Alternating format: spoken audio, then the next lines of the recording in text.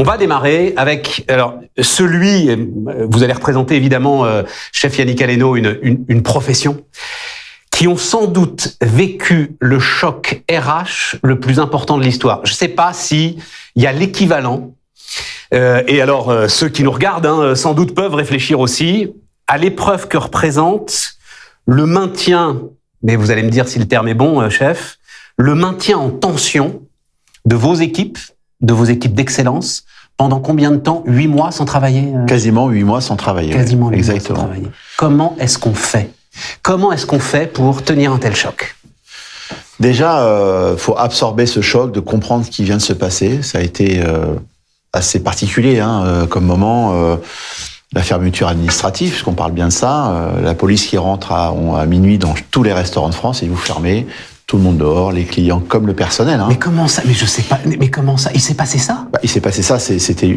En tout cas, c'est comme ça que ça s'est opéré. C'est-à-dire qu'il fallait bien donner. À un moment, minuit, tout le monde dehors. Donc l'État était là pour veiller au bien, à la bonne. À ce que chacun respecte ce truc. Oui, absolument. Voilà. Donc tout ça, c'est quand même assez particulier. Et même en temps de guerre, les restaurants ne fermaient pas. Je veux dire, ça continuait à tourner. Donc ça a été extrêmement violent, extrêmement particulier pour tout le monde.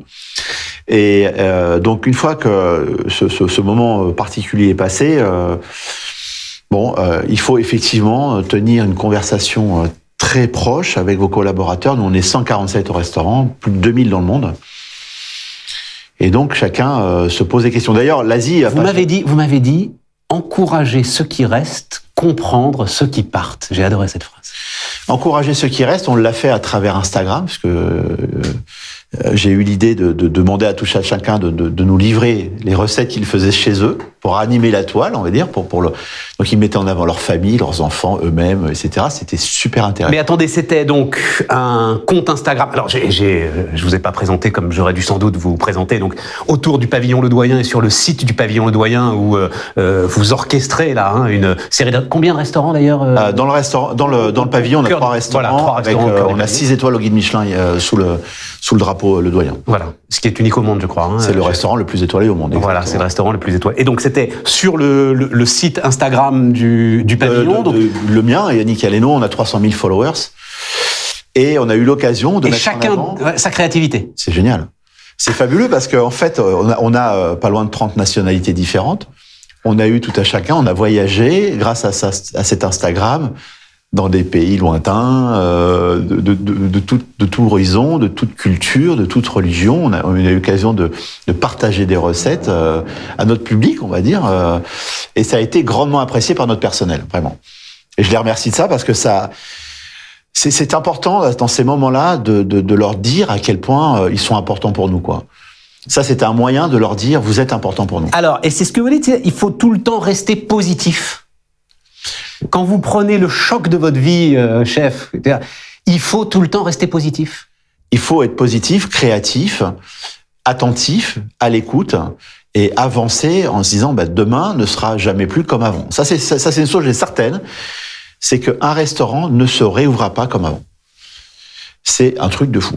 Alors, on peut dire brièvement, parce que notre temps est compté, mais qu'est-ce qui va changer pour vous? Alors, en tout cas, nous, aux 3 étoiles... Moi, j'espère que vous allez rouvrir comme avant, à titre personnel. On va réouvrir comme avant, et je crois qu'en termes de RH, en tout cas, en termes de notre position vis-à-vis de la culture RH sera complètement différente. Alors, allez-y. Vous savez, le métier que je représente, le service, parce qu'on est un métier de service... tel qu'on le vit dans un restaurant traditionnel, là on parle du 3 étoiles au guide Michelin, la première classe, a été inscrit dans les années 70-80, où les chefs ont pris en fait à leur compte la créativité, l'assiette. Michel Guérard a inventé la cloche, a été le premier à ne plus donner des choses à découper en salle, mais de les faire en cuisine. Donc il s'est inscrit à un nouveau process comme ça. Et ces codes-là, je crois, ne sont plus actuels pour le 21e siècle. Donc il fallait tout changer. Parce que quoi? Parce que ça a fait basculer dans l'ombre. En fait, les chefs ont pris toute la lumière et ça a fait basculer dans l'ombre tous ceux qui sont autour de vous? Je crois qu'on n'a pas vu le monde changer, en fait. Parce qu'on était sur... Moi, en tout cas, moi, je ne l'ai pas vu changer suffisamment. J'étais sur l'autoroute de la vie, j'ai conduit mon véhicule au-delà des limitations de vitesse. Je voyais pas mon environnement. Je voyais pas mon environnement. Et le Covid m'a permis de m'arrêter et de me mettre sur la bande d'arrêt d'urgence, si j'ose exprimer comme ça, et de regarder de droite et de gauche et de voir que il y avait plein de trucs que j'avais pas traités. Le handicap dans mon restaurant, l'inclusion, comment je travaille sur la parité. J'entends tous les jours de dire c'est pas un métier suffisamment paritaire. Ok, mais il faut trouver des réponses à ça. Ah non, mais attends, mais rentrons dans le détail là, chef. Pas suffisamment paritaire. Pourquoi ? Parce que une jeune femme ou une femme, elle peut pas être tous les soirs par exemple, avec vous dans votre restaurant ? Ou même un jeune homme. Aujourd'hui, je veux dire, le monde a changé et la partie privée, personnelle de plaisir ou vie sociale personnelle n'était, je crois, pas suffisamment entrée en considération dans notre organisation. Pour répondre à ça, moi, j'ai parlé du planning participatif. Ouais. J'ai 3 restaurants, j'ai la chance d'avoir 3 restaurants. Le planning participatif, comment ça se passe ? On met tout le monde autour de la table. Tout le monde. Et on demande à tout à chacun qu'est-ce qu'il peut faire. Parce que nous, on travaille quand les autres s'amusent. Le week-end, les jours fériés, Noël, le jour de l'an, le soir. Donc ça, il faut le traiter. C'est-à-dire, et pourquoi les restaurateurs, pourquoi les employés des restaurants ne pourraient pas, un tant soit peu, profiter également de la vie normale ? On est des marginaux, il faut quand même se le dire. Et donc, restons sur ce planning participatif. Et donc, finalement, vous allez essayer, alors j'imagine quand même autant que faire se peut, même avec 3 restaurants, de coller au plus près des attentes de chacun. Oui, bien sûr. Alors, prévaut évidemment l'entreprise, d'accord ? Mais après, c'est des négociations. Alors, globalement, il y a un restaurant qui est ouvert midi et soir, le 3 étoiles qui est ouvert le soir, uniquement. Si on a un collaborateur, une collaboratrice qui me dit « Moi, chef, je peux pas, pour des raisons X ou Y, travailler le mardi ou le vendredi ou le soir.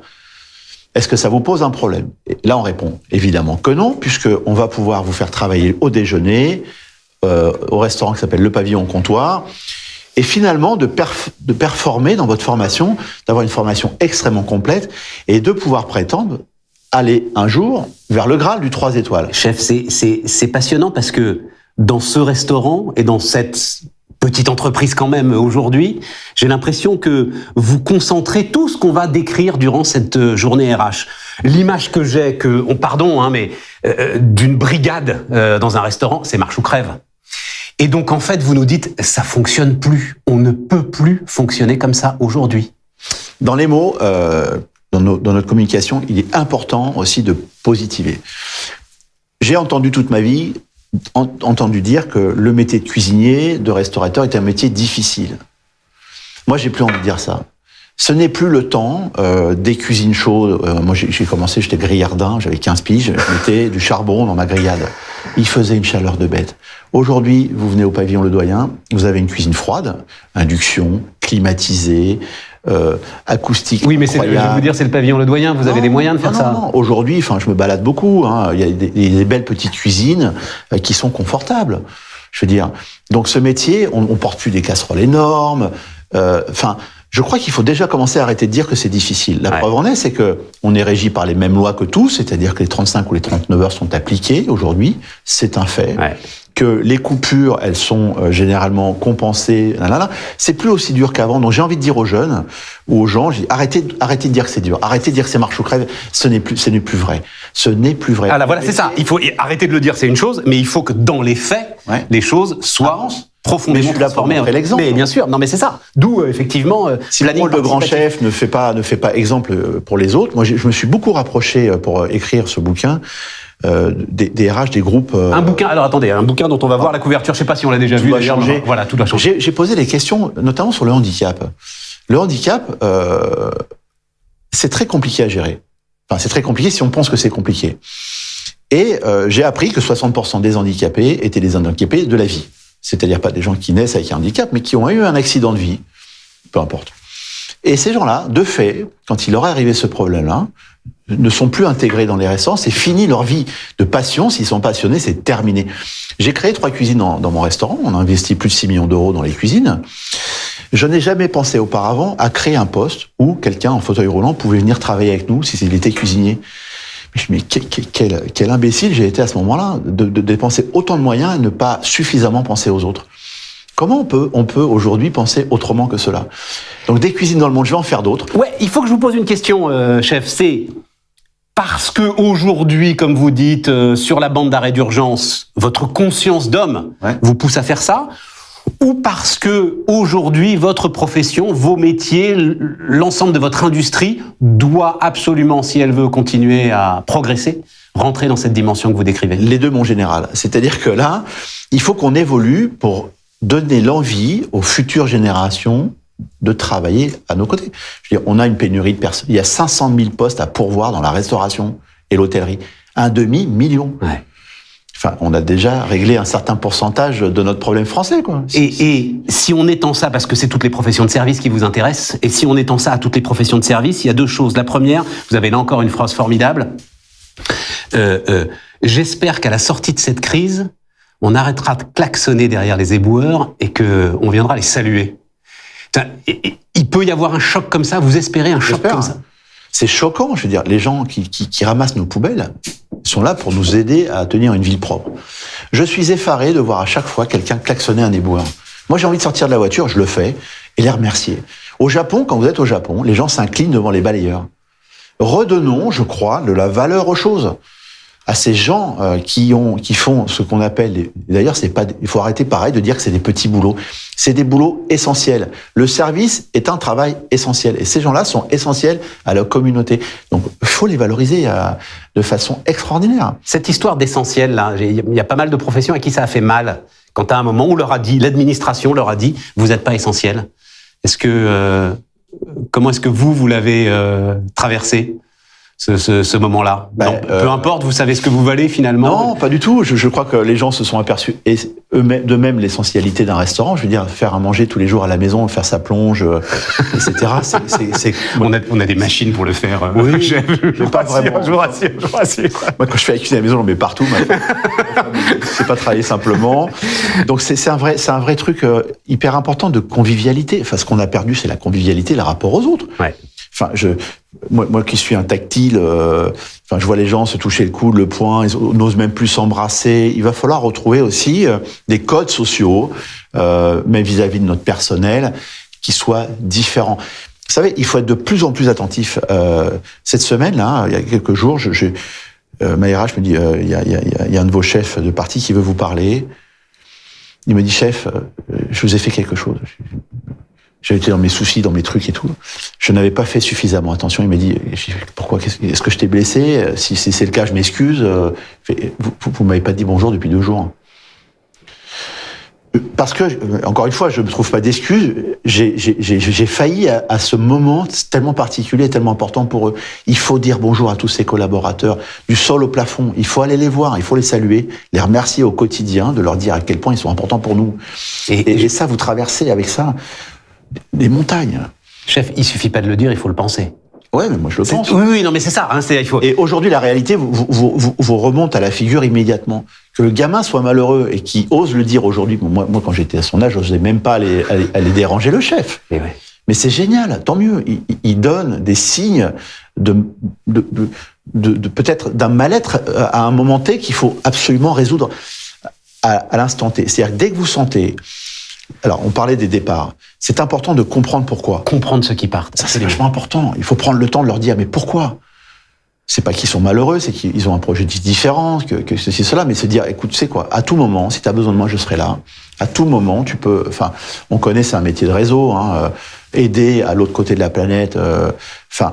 Les chefs, c'est une communauté extraordinaire. Moi, à chaque fois, je me suis baladé dans le monde entier, j'ai eu un truc, je téléphonais à quelqu'un, j'avais quelque chose... Et c'est important de leur dire...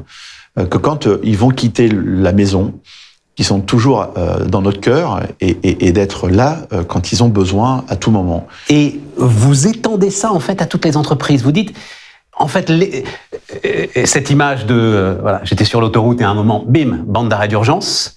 Je pense que beaucoup de patrons l'ont vécu, expérimenté, etc. Avec en même temps, j'imagine, un stress terrible de savoir quand est-ce que je rouvre, comment est-ce que je rouvre, dans quelles conditions.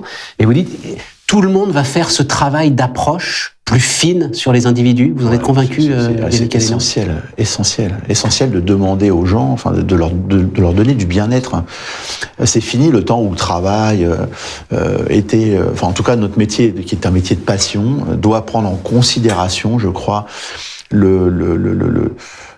difficultés de chacun. C'est-à-dire que il est impossible de laisser les problèmes des gens dehors. Nous, on m'a toujours dit, tu laisses tes problèmes dehors. Mais ouais. Moi, là, on met en place au mois de septembre un truc extrêmement moderne à l'époque. J'ai appelé ça le projet Joël Mazar. Je sais pas. Allez-y. De ma génération, on a tous vécu à cette époque. Pause café avec Véronique Jeannot, qui était une jeune femme de l'âge des élèves et qui était là, en train de discuter avec les élèves et de leur demander les problèmes qu'ils avaient à la maison. Mais c'est une série télévisée qui a 30 ans, quoi. J'avais oublié, je dois vous avouer, j'avais oublié. Et j'ai regardé une interview de Joël Mazar l'autre fois. C'était déjà tellement moderne. Et pourquoi je me suis dit, mais il faut que je fasse ça. Il faut que j'ai un salon confortable avec quelqu'un qui leur ressemble. Moi, je suis déjà... j'ai 52 ans, j'ai pas 25 ans. On est déjà avec une distance, je crois, normale. Hein. Ouais. Et je crois que mes 150 collaborateurs ont besoin d'une personne de confiance qui discute avec eux de leur sujet. Mais une personne de confiance, quand vous dites, c'est vous la personne de confiance? Non. Qui soit formé à ça. Moi, je suis pas psychologue. D'accord. Ni sophrologue. Je pense que c'est plutôt un coach maison qui sera là à demeure et qui prendra le temps de boire un café avec eux et de leur dire ça va, tout va bien. Ma maman, dans la vie, il y a... Et il prend tout. Il prend tout. Et y compris les problèmes personnels, il prend tout pour Mais vous. oui, j'invite tout le monde à refaire... Ça m'intéresse et ça va intéresser. La série Joël Mazar. Ça, je sais pas s'il faut aller regarder. Si, bien sûr qu'il faut aller regarder parce que les gamins qui étaient déjà à l'époque des années 80 en souffrance d'une nouvelle génération différente, etc., s'exprimaient de leur truc. Et ce qui est important, c'est de laisser les gens s'exprimer et de traiter une information qui les aide à se sentir mieux. Et c'est pas un truc nouveau, en fait. En tout cas, ça va être nouveau chez moi. Voilà. Et surtout, ce que vous dites, c'est qu'il faut, je trouve pas d'autre terme, l'institutionnaliser. Vous allez embaucher un gars pour faire ça, un lieu pour faire ça. Ouais. Voilà. Il faut pas que ce soit fait entre deux portes, on va avec le premier kidam qui passe. On va sacrifier un salon avec des fenêtres sur les Champs-Élysées, une pièce qui fait une vingtaine de mètres carrés. Incroyable. Parce que je pense que si je n'ai pas cet outil-là, je n'y arriverai pas à traiter des problèmes qui peuvent être multiples et qui sont essentiels à la bonne marche de mon entreprise. C'est la leçon, chef, il nous reste 2 minutes. C'est tenir compte, enfin, ce que vous retenez finalement de tout ça, tenir compte de chaque individu. Oui, et plus encore. Et plus encore, pourquoi? Et plus encore, c'est-à-dire... Parce que... Et plus encore, c'est à travers ça, c'est leur promettre un parcours de vie avec nous. Alors, avant de finir, la dernière phrase que je veux vous donner, j'ai appris un truc. Quand j'embauche quelqu'un, je lui dis, si tu viens bosser pour moi, t'as rien compris. Faut que tu viennes bosser ici pour toi. Et que tu viennes à travers nous, récupérer le savoir que tu as besoin pour ta carrière, pour ton évolution. Et ça fonctionne bien. Je laisse un petit silence, parce que c'est un bouleversement, ça. Hein. Mais j'ai, dans d'autres professions de service, d'autres patrons qui m'ont dit ça. Dit autrement, toi, salarié, en fait, tu es plus important que mes clients. Oui. Vous pourriez le dire comme ça aussi, c'est aussi important que le client. Aussi important. Aussi important que le client. C'est un équilibre précaire qu'il faut traiter avec les plus grands égards, les uns et les autres. Yannick Aleno, donc, notre premier invité. Merci. Pour cette plénière. Merci, chef.